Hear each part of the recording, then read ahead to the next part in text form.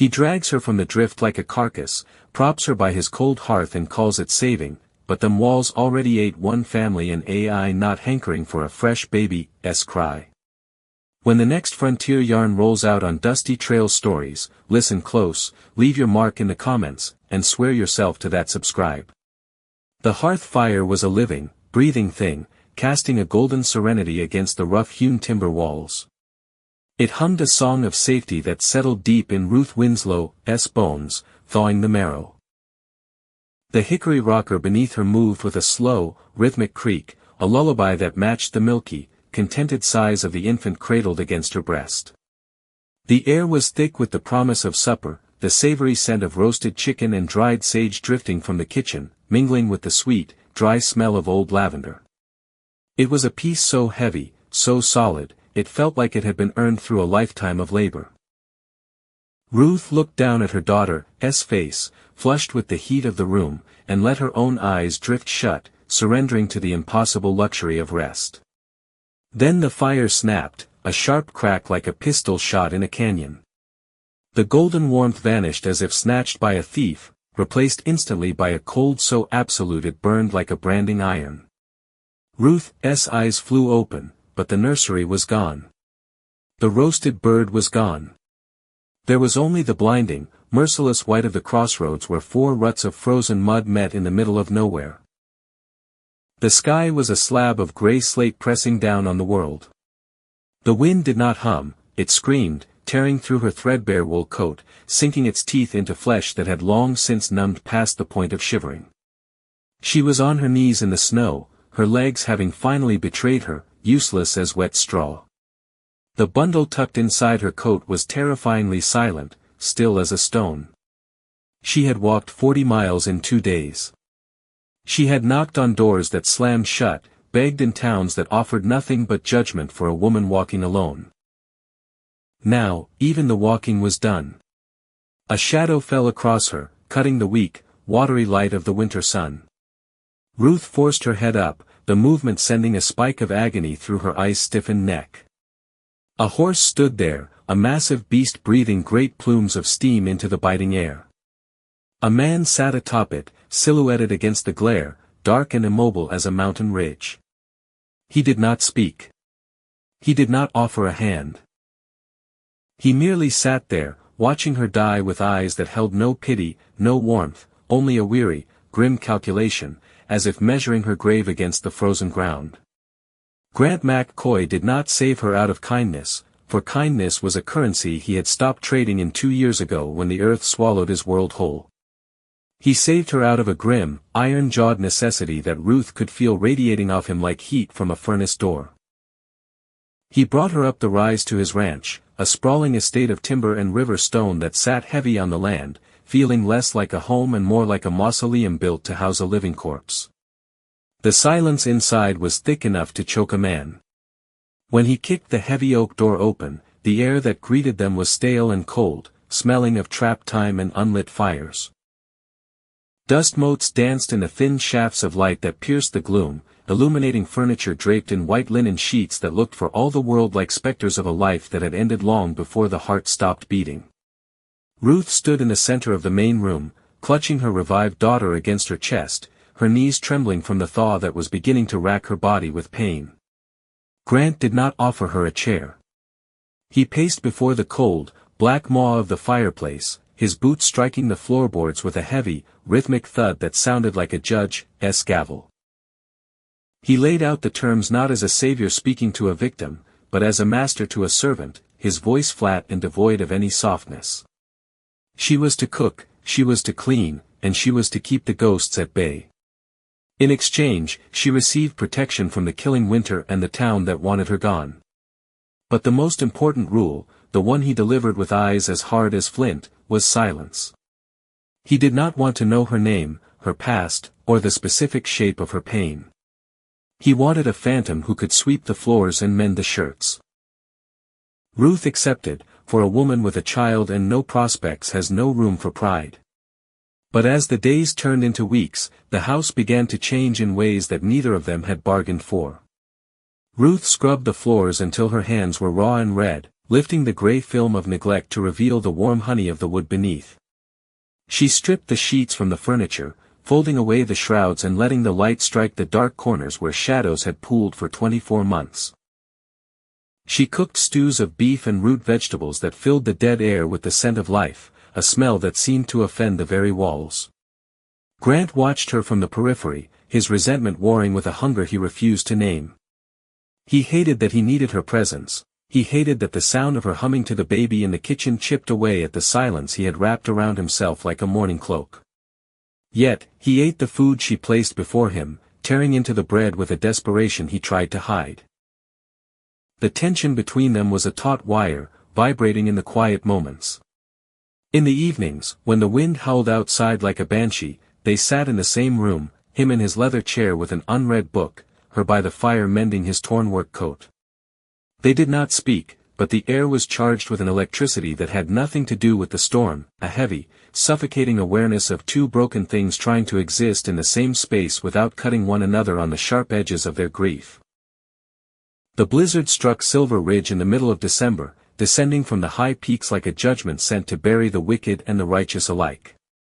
It did not begin as a gentle dusting but arrived with a howl that rattled the very teeth of the cabin, a keening wind that stripped the warmth from the air before the fire even had a chance to fight it.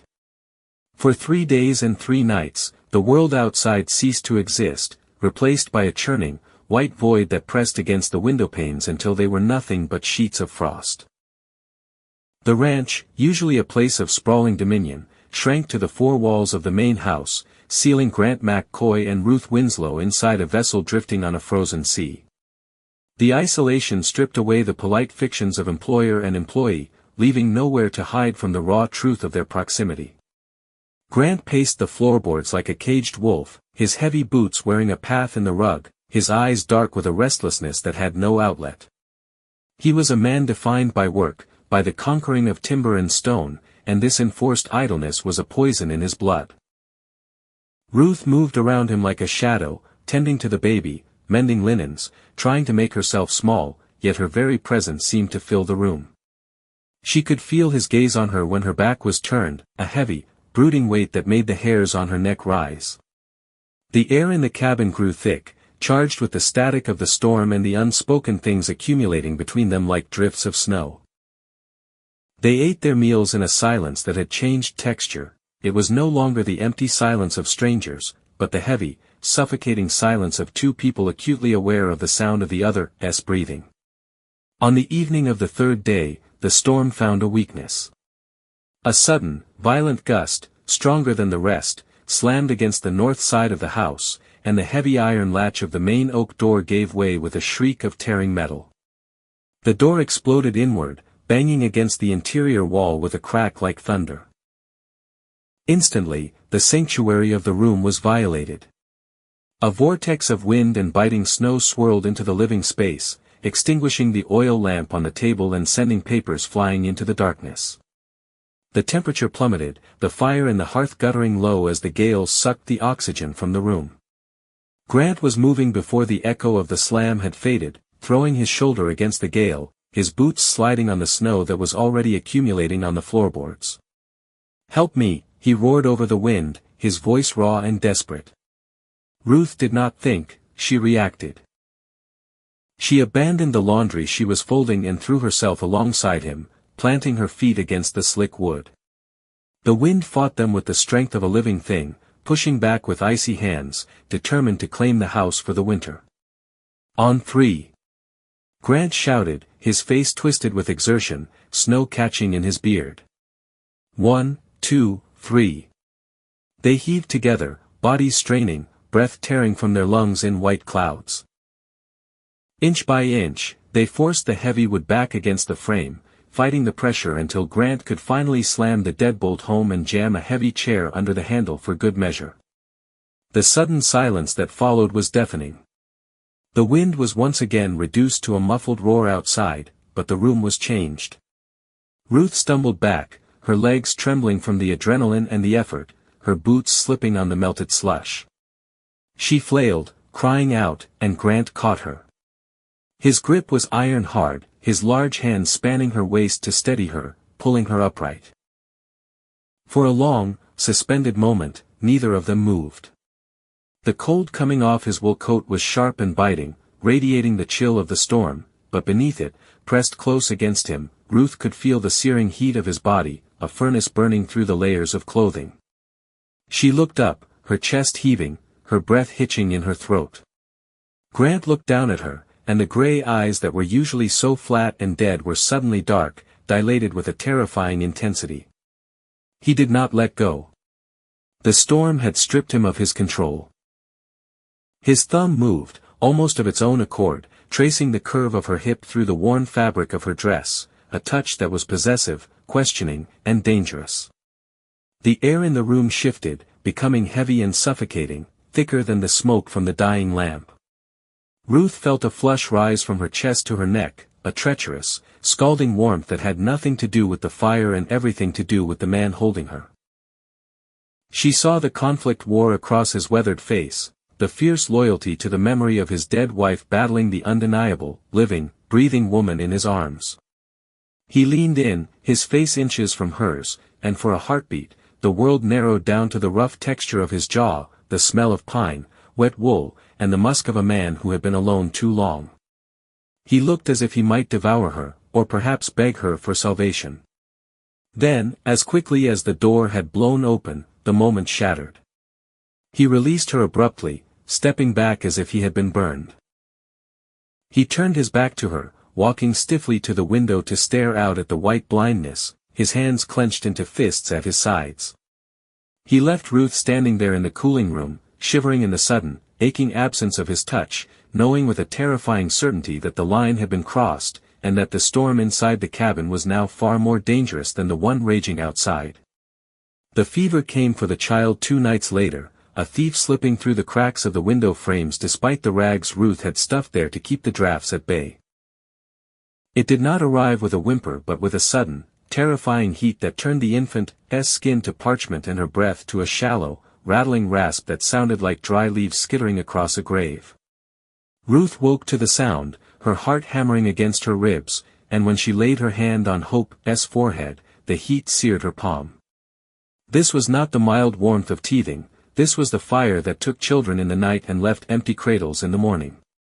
Panic, cold and sharp, pierced through Ruth's chest. She stripped the baby down, sponging her with tepid water from the basin, murmuring desperate, nonsensical prayers, but the heat only seemed to rise, as if the child were burning from the inside out. Grant was there before she even called his name, standing in the doorway of the nursery in his long johns, his hair mussed from sleep, the rifle he kept by his bed forgotten. He took one look at Ruth's face, pale and twisted with terror, and crossed the room in 3 long strides. He touched the baby's cheek with the back of a calloused hand, and his face went grim, the lines around his mouth deepening into canyons. He did not offer empty platitudes about it passing, he knew death when he felt it simmering under the skin. Without a word, he turned and marched back into the main room, reaching for his heavy wool coat and the bare hide chaps he wore for only the foulest work. Ruth followed him, clutching the whimpering child, her voice cracking. "Where are you going?" she demanded, though she knew.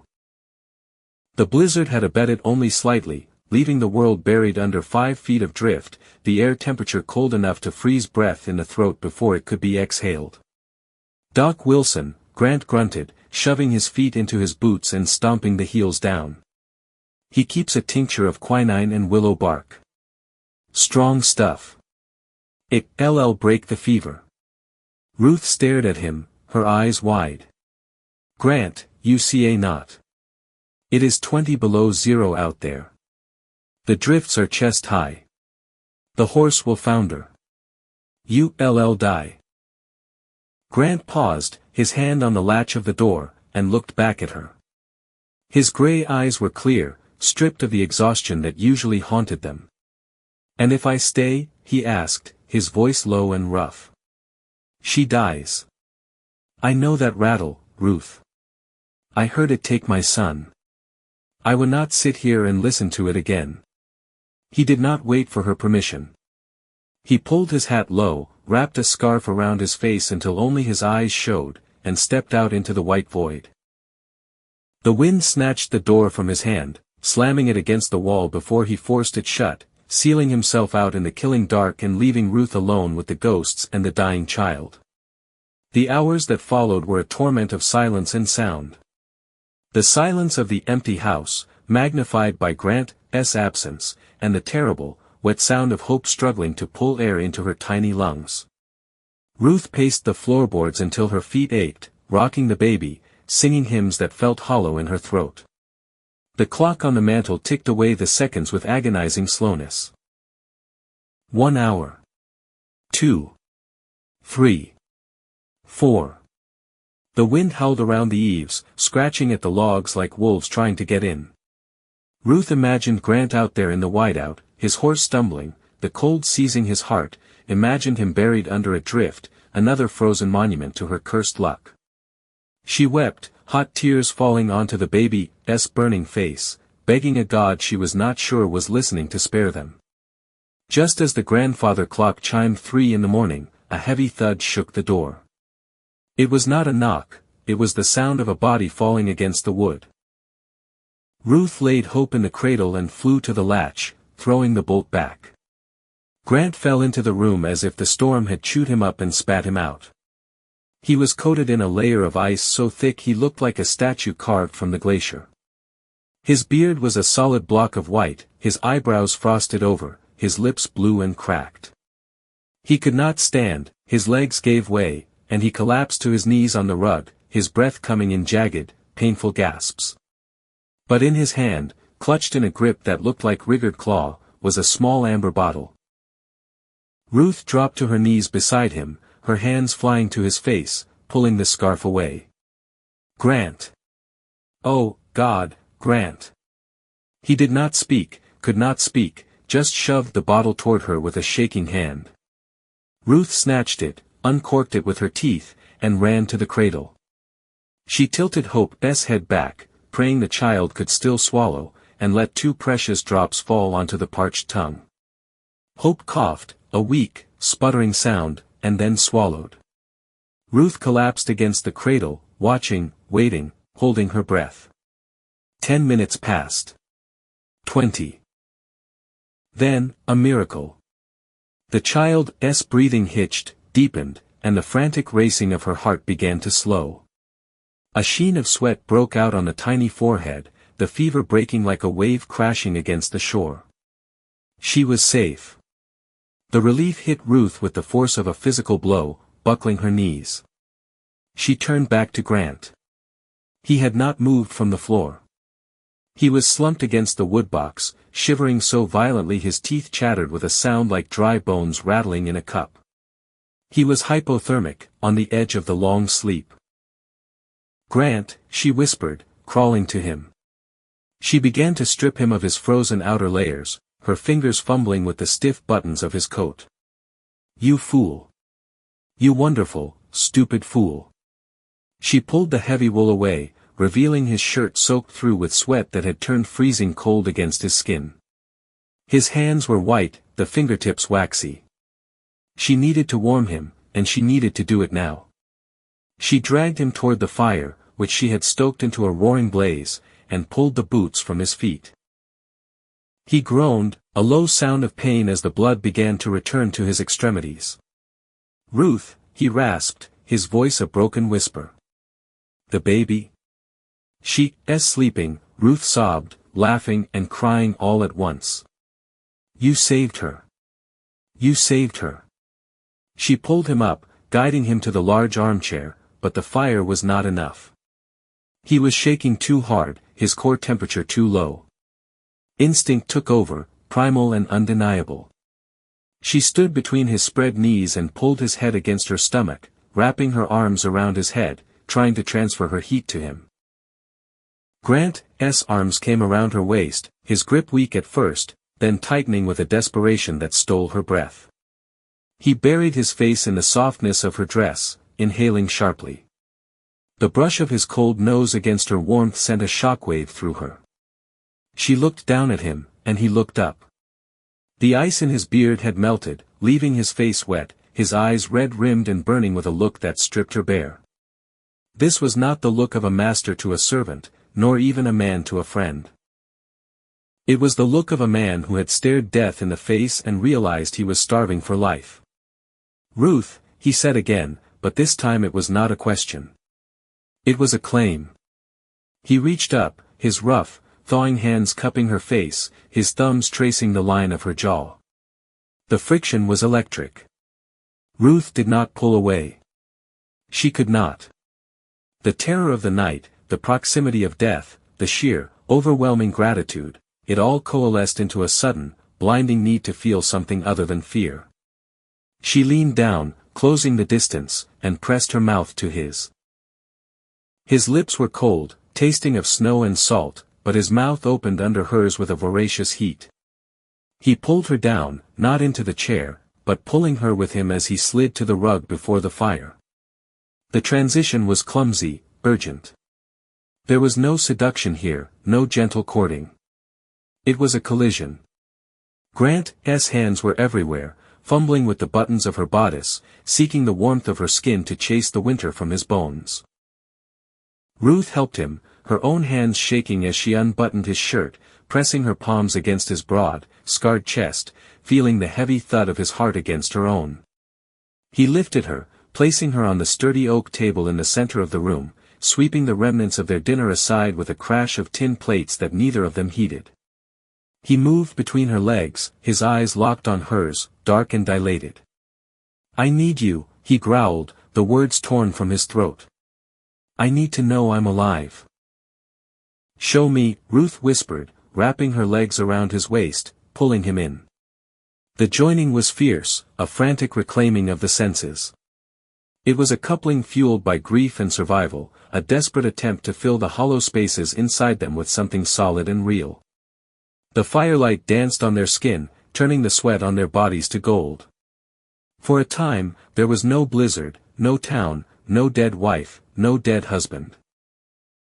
There was only the friction of skin on skin, the ragged sound of their breathing, the taste of him, the weight of him, the undeniable proof that they were here, they were alive, and they belonged to the fire. But as the storm finally quieted outside, leaving only the soft hiss of the settling snow, the silence returned to the cabin. They lay together on the rug now, wrapped in the furs he had pulled down, their breathing slowing, the sweat cooling on their skin. The fire popped, a log collapsing into ash. Grant lay with his arm over his eyes, his chest rising and falling. Ruth lay beside him, staring up at the rough timber beams of the ceiling. The euphoria of survival began to fade, replaced by a creeping, cold dread. They had saved the child, yes. But in the darkness of the storm, they had crossed a threshold from which there was no return. They were no longer just two wounded souls sheltering from the winter. They were lovers, bound by a secret act that the righteous, Bible-fearing folk of Silver Ridge would call an abomination. She looked at Grant, at the scar cutting through his eyebrow, and felt a surge of love so powerful it terrified her, followed immediately by the crushing weight of the realization. They had stolen this moment from fate, but the town would demand a price for it. The wolves were not just at the door in the form of the wind, soon, they would come in the form of men, and they would smell the sin on them as surely as they smelled blood. The thaw did not arrive with the gentle grace of spring, it arrived like a fever breaking in the night, leaving the world sweating, slick, and treacherous. The pristine white shroud that had buried Silver Ridge for weeks dissolved into a churning gray slush, revealing the ugly scars of the land beneath. The roads turned to quagmires of sucking mud that could swallow a wagon wheel to the hub, the river, swollen with meltwater, roared like a wounded beast, tearing at its banks. The air, once sharp enough to cut glass, grew heavy and damp, smelling of wet earth, pine rot, and the ancient, metallic scent of uncovering. Inside the cabin, the atmosphere had shifted as well, though the heat there was of a different kind. Since the night of the fever, since the crossing of the line on the hearth rug, Grant McCoy and Ruth Winslow moved around one another with a terrifying, raw awareness. They were no longer two strangers surviving a winter, they were conspirators bound by blood and skin. Grant touched her now when he passed, a hand on her shoulder, a brush of fingers against her waist, touches that were claiming and protective, but always tinged with a dark edge of worry. He spent his days patrolling the perimeter of the ranch, rifle in the scabbard, his eyes scanning the tree line not for wolves or bears, but for the two-legged predators he knew were coming. He knew the town. He knew that secrets in Silver Ridge had a way of seeping into the groundwater, poisoning the well before a man even knew he was thirsty. Ruth felt the dread radiating off him. She washed the linens, baked the bread, and tended to Hope, who was now pink-cheeked and strong, but every time the wind rattled the windowpane, Ruth's heart would stutter. She knew that the piece they had carved out of the blizzard was a stolen thing, and the owners were coming to collect. They came on a Tuesday, under a sky the color of a bruised plum. Ruth heard the horses first, the wet, sucking sound of hooves pulling free from deep mud, the jingle of bit and bridle. She was at the wash basin, her hands submerged in soapy water, and she went still, the hair on her arms standing up. She looked out the window and saw them emerging from the tree line like the 4 horsemen, though there were 5 of them. At the head rode Sheriff Tom Briggs, his star dull against his wet oilskin coat. Flanking him were the twin pillars of Silver Ridge's judgment, the banker, Warren Kent, sitting high and arrogant on a bay gelding, and Reverend Silas, a man whose face was pinched tight as a fist, clutching a Bible against his chest as if to ward off the very air of the ranch. Behind them rode 2 deputies, men with low hats and lower eyes, hands resting near the revolvers on their hips. Grant was in the barn. Ruth saw him emerge before the riders even reached the yard. He walked out into the mud, not hurrying, his stride long and deliberate. He did not have his rifle in his hands, but he wore his heavy coat, and his stance was that of a man planting himself against a landslide. He stopped 20 feet from the porch, blocking the path to the door, blocking the path to her. Ruth dried her hands on her apron, her breath coming short and fast. She picked up Hope from the cradle, needing the weight of the child to anchor her to the earth, and stepped out onto the porch. She would not hide. She was done hiding. The riders reined in, the horses snorting and stamping in the muck. Steam rose from their flanks. No one spoke for a long moment. The silence stretched, tight as a bowstring. Sheriff Briggs shifted in his saddle, looking uncomfortable, his eyes flicking from Grant to Ruth and back again. But it was Warren Kent who broke the silence. He smiled, and it was a predator's smile, sharp and devoid of humor, the smile of a wolf who has cornered a stag in deep snow. "Afternoon, Mac Coy," Kent said, his voice smooth as oil. "Surprised to see you made it through the storm. We had bets in town you'd be frozen stiff by now." Grant did not smile. He stood like a piece of granite, his gray eyes locked on Kent's face. "State your business, Warren. I have work to do." Kent chuckled, a dry sound. "Always working. That's why you re the richest man in the valley. Or you were." He gestured to the cabin, to the smoke rising from the chimney, to Ruth standing on the porch with the child. "We re here on a matter of community concern, Grant. A matter of moral hygiene." Reverend Silas nudged his horse forward, his thin finger pointing at Ruth like an accusing spear. "We are here to save your soul, Grant McCoy," Silas intoned, his voice trembling with righteous vibration. "Word has reached the flock. Word of a woman living here. An unwed woman. A woman of ill repute and cursed blood. Ruth is my housekeeper," Grant said, his voice flat, dangerous. "She earns her keep. That is all you need to know." "Is it?" Kent interrupted, leaning forward over the pommel of his saddle. "Because the way I hear it, she's doing a sight more than keeping house. I hear she's playing wife without the ring. I hear she's burrowed into your bed and your head, Grant." He looked at Ruth then, and his eyes stripped her naked, leaving her feeling dirty and exposed. "Mrs. Winslow. We know who you are. The telegraph lines are down, but mail still runs when the road's clear. We know about Benton. We know about the husband who died in the mine because you drove him to exhaustion with your demands. We know you leave ruin in your wake like a pestilence. Ruth flinched, the words striking her like stones. That's a lie, she whispered, but her voice was swallowed by the damp air. Watch your mouth, Kent. Grant stepped forward, his hands curling into fists at his sides. You speak of her with respect, or you get off my land. Or what? Kent snapped, the mask of politeness slipping. You'll shoot us. The law is here, McCoy. You not shoot the truth. Sheriff Briggs cleared his throat, looking weary. Grant, listen. It not just gossip. It's the law. You got a woman living here, no kin to you, and a baby that not yours. The town council, they pushing for charges. Cohabitation. Lewd conduct. Immoral acts. And who is pushing, Tom? Grant snarled, glaring at the banker. The man who wants my timber rights. The man who's been trying to buy me out for 5 years for pennies on the dollar. Kent straightened his coat, his expression hardening into business. The timber is a separate issue, though related. You see, Grant, the bank holds certain interests. Morality clauses in your loan agreements for the mill expansion.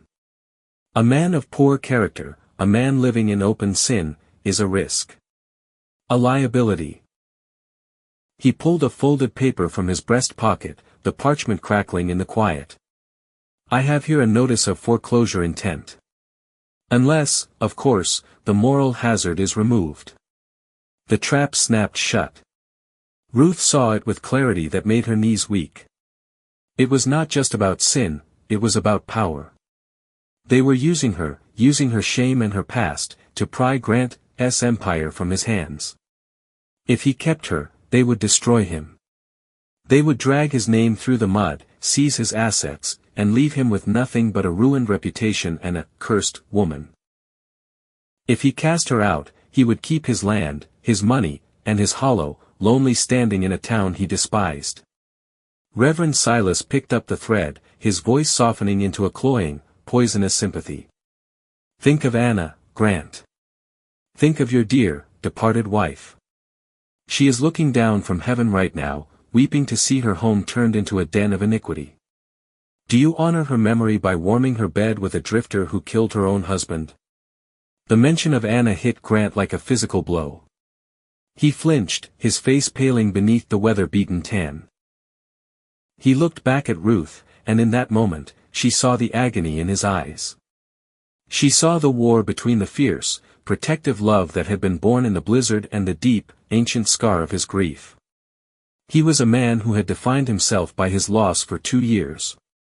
They were asking him to choose between the ghost of the saint he had failed and the living, breathing woman who might cost him everything he had left.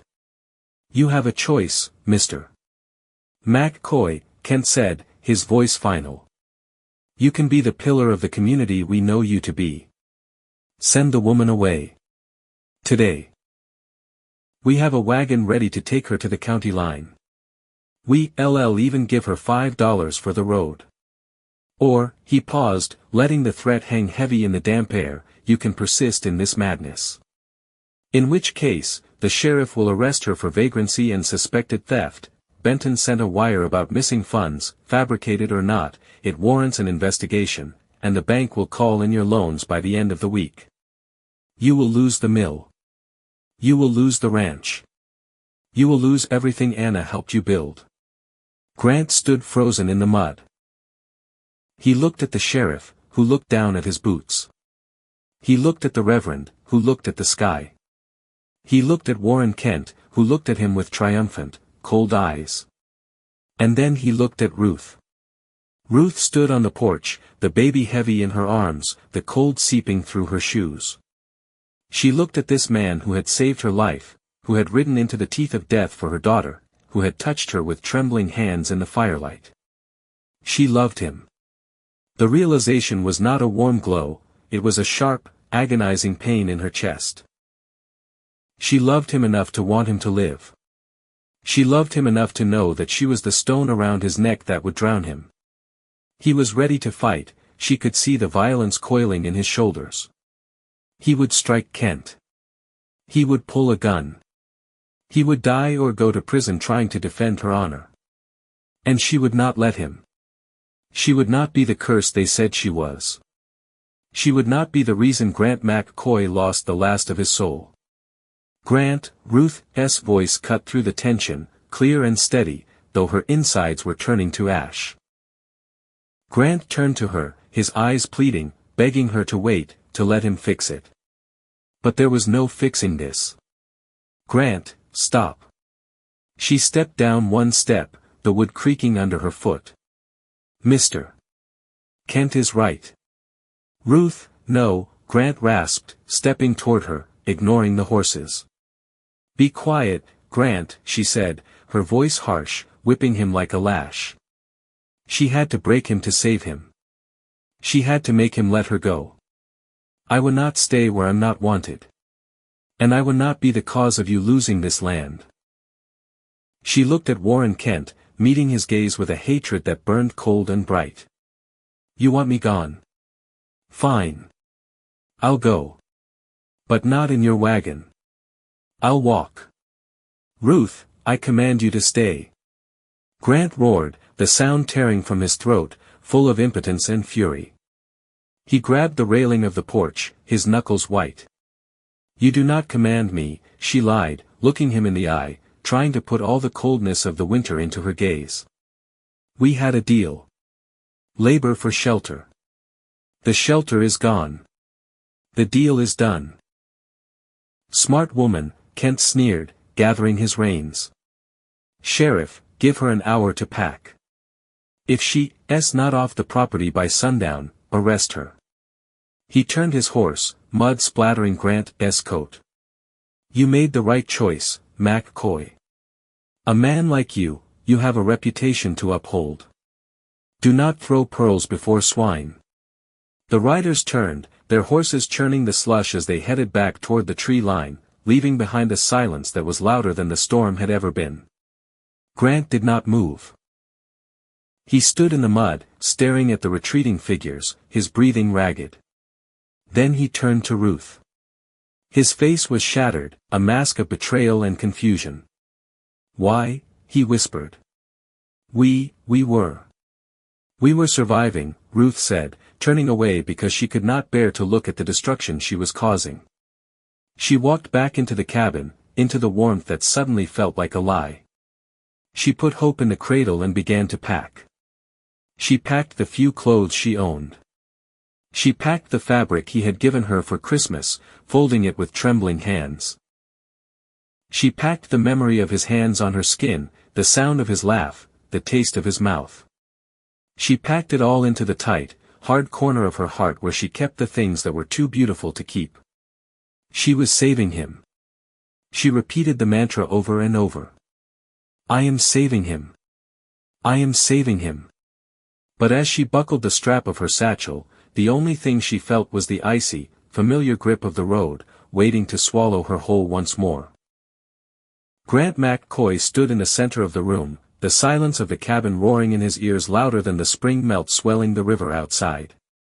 He watched Ruth fold the blue wool fabric, the fabric he had given her for Christmas, the fabric that was meant to be a dress for a future she was now packing away into a battered leather satchel. Her hands trembled, betraying the stoic set of her jaw, and every fold felt like she was laying a shroud over a body. The air in the cabin was thick, suffocating, smelling of damp wool, fear, and the lingering scent of the lavender soap she used to scrub the floors. Outside, the men waited.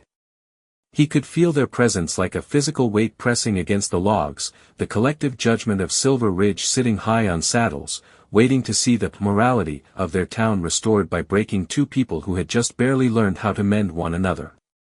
Grant looked at his hands, hands that had felled timber, built an empire, and pulled a dying child from the grip of a fever. They were shaking. Not from fear, but from a rage so pure and white-hot it threatened to burn him alive from the inside out. He had spent 2 years bowing to the ghost of his grief, letting the town whisper, letting the silence rule him. He had thought that sending Ruth away was the noble thing, the way to save his land and his legacy. But looking at the curve of her back, the way her shoulders hunched against the inevitable, he realized with a sudden, violent clarity that a legacy built on cowardice was no legacy at all. It was just another tomb. "Stop," he said. The word was not a shout, it was a stone dropped into a deep well. Ruth froze, her hand hovering over the buckle of the satchel. She did not turn around. "Grant, do not," she whispered, her voice tight. "It is done. Let me go with dignity." "There is no dignity in this." Grant crossed the room in 3 long strides, his boots heavy on the floorboards. He reached past her, his hand closing over hers, stopping her from fastening the strap. His skin was rough against hers, warm and alive. "There is no dignity in letting hyenas tear us apart because they are afraid of the lions." He gently moved her hand aside and turned her to face him. Her eyes were swimming with unshed tears, wide with terror and a desperate, aching love that broke his heart. "Grant, they will take everything. The mill. The land. Your name. Let them take it," he rasped, his voice raw. "Let them burn it to the ground. I built it once, I can build it again. But I cannot build another you. I cannot build another hope." He stepped back from her, moving with a sudden, frantic purpose toward the heavy stone mantel above the fireplace. His hand fumbled with the small, carved wooden box that sat next to the clock, the box that had not been opened in 3 years. He flipped the latch and reached inside, his fingers closing around the cold, gold band of his mother's wedding ring. It was simple, worn thin by decades of labor, heavy with history. He turned back to the door, his face set in a grimace that looked more like a snarl than a smile. "They want a show. They want the law." He marched to the door and threw it open, the hinges screaming in protest. The men were still there, sitting their horses in the mud, a tableau of smug victory. Warren Kent was lighting a cigar, the flare of the match bright against the gray afternoon. Sheriff Briggs looked weary, slumping in his saddle. Reverend Silas sat straight as a ramrod, his eyes fixed on the heavens as if expecting applause. When Grant stepped onto the porch, they all looked. "Changed your mind about the wagon, McCoy?" Kent called out, blowing smoke into the damp air. "She walking?" "Get down," Grant commanded, his voice booming across the yard, carrying the authority of a man who had commanded lumberjack crews in the wildest forests of the territory. "All of you. Get inside." Kent blinked, the cigar pausing halfway to his mouth. "Excuse me. You came here to witness," Grant spat. "You came here to enforce the moral code of this valley. Well, come in and enforce it.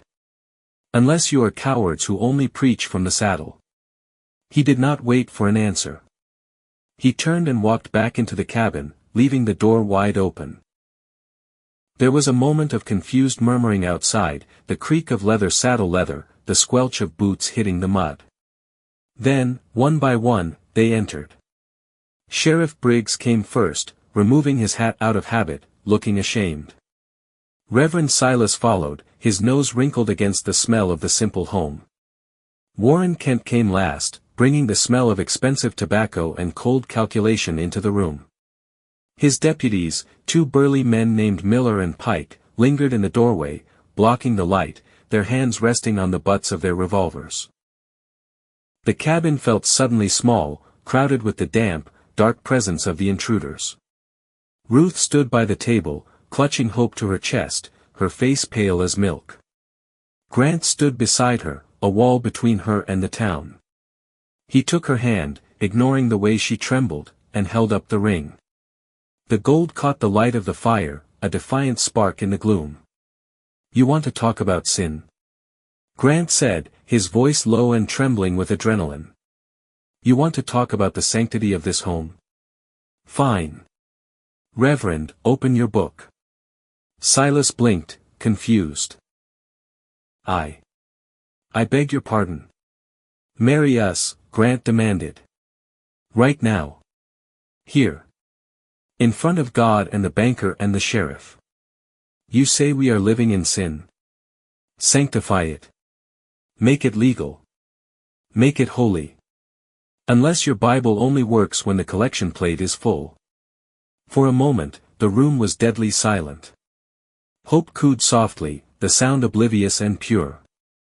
Ruth looked up at Grant, her breath hitching, seeing the desperate, reckless gambit he was playing. He was calling their bluff. He was using their own rules to trap them. If they refused, they were hypocrites.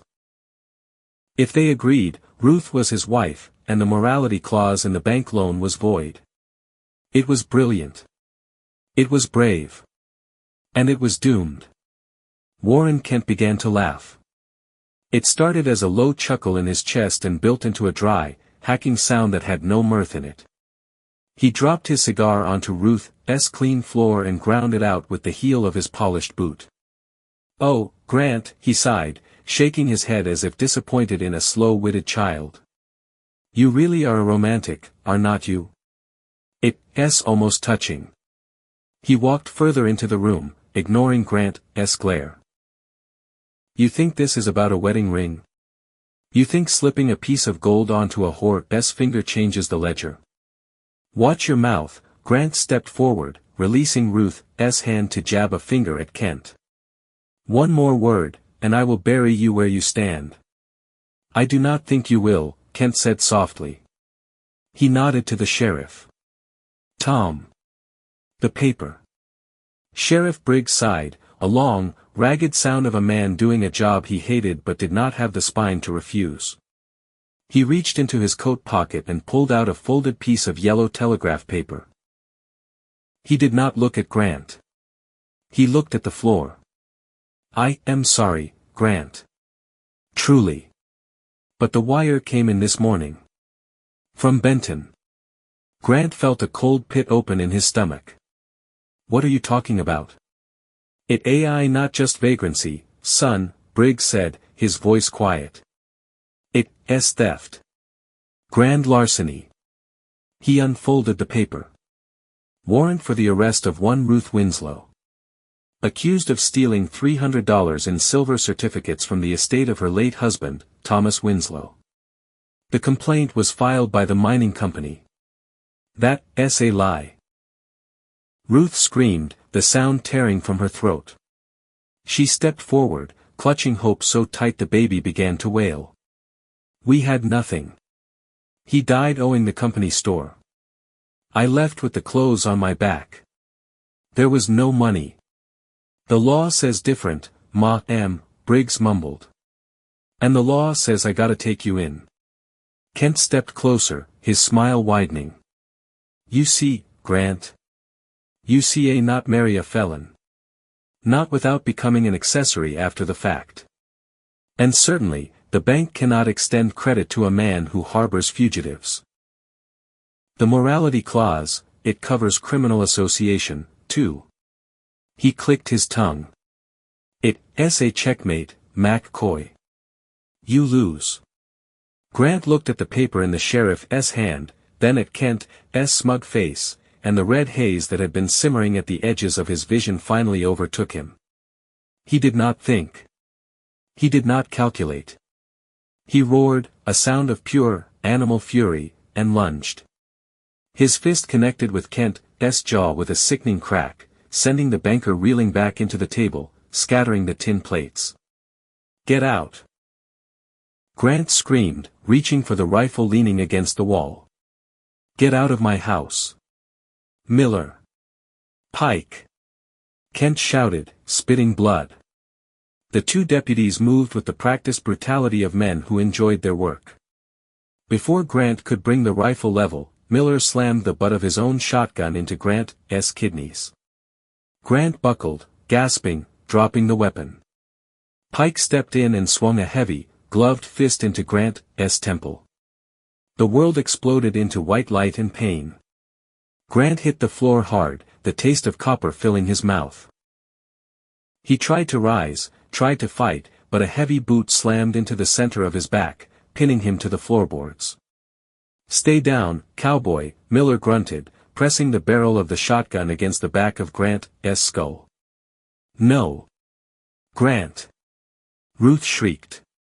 She tried to run to him, but the sheriff caught her arm. Easy now, Mrs. Winslow. Do not make it worse. Let him go. He did not do anything. She fought, kicking and scratching, a wild thing defending her mate. But Briggs was stronger. He pinned her arms, pulling her toward the door. Hope was screaming now, a high, thin sound of terror that cut through the violence. Kent stood up, wiping blood from his split lip with a silk handkerchief. He looked down at Grant, who was struggling for breath against the floor, blood pooling near his face. You made a mistake, McCoy, Kent said, his voice trembling with rage. You thought money made you untouchable. You forgot that money only matters if the right people let you keep it. He reached down and picked up the gold ring that had fallen from Grant's hand in the scuffle. He looked at it for a moment, then tossed it casually onto the floor near Grant's face. Keep it. Souvenir. Take her, Kent ordered.